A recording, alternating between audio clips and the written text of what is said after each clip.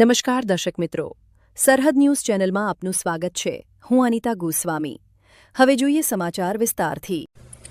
Tharad Deesa highway road પર નાના કાપરા ગામ નજીકના નાયરા પેટ્રોલ પંપની પાસે ગમખ્વાર માર્ગ અકસ્માત થયો હતો, જેમાં એમજી હેક્ટર કારના ચાલકે પોતાની કાર પૂર ઝડપે અને ગફલતભરી રીતે ચલાવતા સ્ટીયરિંગ પરથી કાબુ ગુમાવ્યો હતો અને આગળ જઈ રહેલી મોટરસાઇકલને ટક્કર મારતા મોટરસાઇકલ પર બેઠેલી વિજયાબેન રબારી ઉંમર વર્ષ 31 ગામ ખેરોલાનું મોત નીપજ્યું હતું.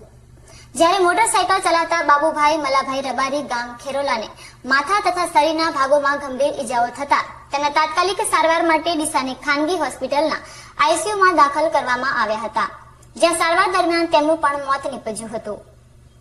મૃતક વિજયાબેન પેપળુ ગામે પોતાના પિયરથી મળી ખેરોલા પોતાના કુટુંબી ભત્રીજા બાબુભાઈ મલાભાઈ રબારીના મોટરસાઇકલ પર જઈ રહ્યા હતા, ત્યારે બપોરના અરસામાં મોટા કાપરા ગામની સીમ પાસે આવેલ નાયરા પેટ્રોલ પંપ પાસે થરાદ તરફથી આવતી એમજી હેક્ટર કારના ચાલકે અચાનક મોટરસાઇકલને પાછળથી અડફેટે લીધી હતી.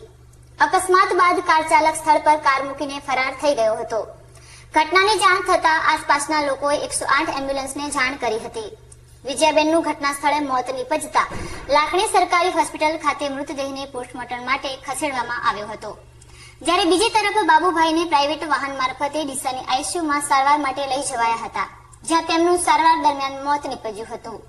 આ મામલે મૃતકના પતિએ આગથળા પોલીસ મથકે કારના ચાલક વિરુદ્ધ ફરિયાદ નોંધાવતા પોલીસે કાર ચાલકને ઝડપી લેવા તજવીજ હાથ ધરી છે.